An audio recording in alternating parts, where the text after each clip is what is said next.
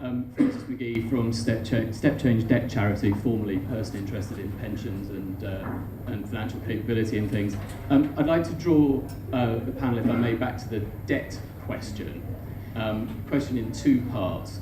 One is, where in the system, in the handoffs and referrals, can people expect to get guidance on the question of how much of their money should they use to pay down debt and how much should they reserve for their future? Is this a question where debt advice agencies like ours needs to learn about retirement options, or where the guidance system will need to learn about debt advice options? And the second is, when can we expect some clarity, either as a matter of public policy or from the courts, about whether people's accumulated pensions assets will be available to creditors to put orders on and everything else, in terms of, effectively using them to repay credit as a matter of compulsion rather than people having any choice at all? I could single out two members of the panel that I'd like to ask that to, but please do.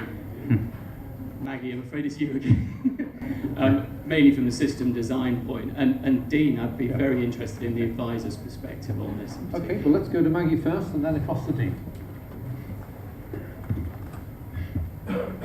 Thanks, Russ. Thank you, Francis.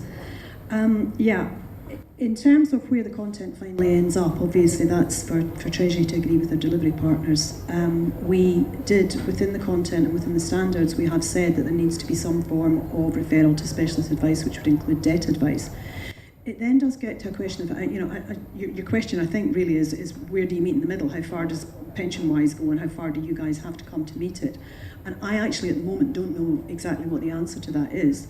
I think there is a danger, however, and I quite understand your perspective on debt advice. Nigel might have a perspective on equity release. Other people will have a different perspective on state benefits.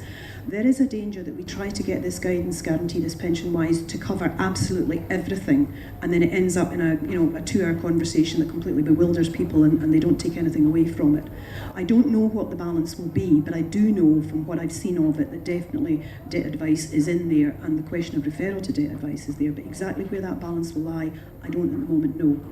In terms of your other point about what might be the legal position, that is another issue that I don't know, but it is something that I know Treasury are aware of. I don't know whether Jane, do you? No, I have to say that there are a whole lot of areas around the edges, and the same with long-term care. So, for example, we're awaiting the regulations for the charging regs, and that's going to have a huge impact.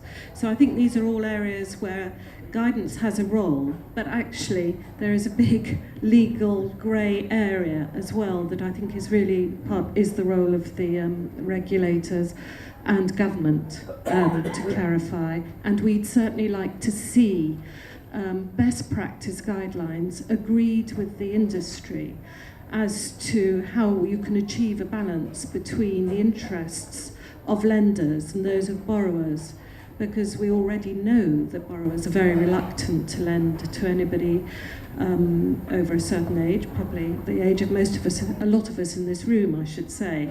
And although there are many occasions when it's a good thing to use your money to pay off debt, there are occasions when people could end up paying tax unnecessarily, could support a loan, and actually extreme concern about some of the less reputable lenders and how that might affect that market too.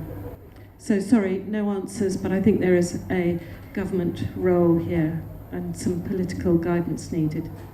Okay, thank you, Jane. Now, you did ask Dean, I think, to respond, Francis, so we'll give him a go, then we'll move to Trevor, I think, quite quickly with one eye on the block. Yeah, absolutely. I think the first, just on that point about clarity around pension assets, the other aspect as well, which and I know James was alluding to there as well, is also impact on benefits, which, again, very little clarity or understanding of at the moment, that if somebody has post age 55 considerable amounts of funds in a pension, that they could start to unlock what is going to be the implication for benefit eligibility, as well as other implications around debt.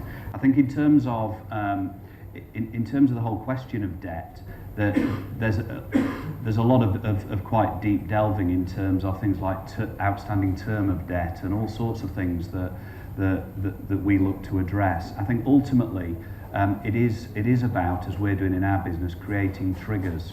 An obvious one for us, not so much around debt, but for example equity release, is that we will be posing with every client who owns their own home. And I posed at an event just before Christmas the whole question of what type of assets are about capital and what types of assets are about income, and what are the most tax efficient ways of using different assets to drive that.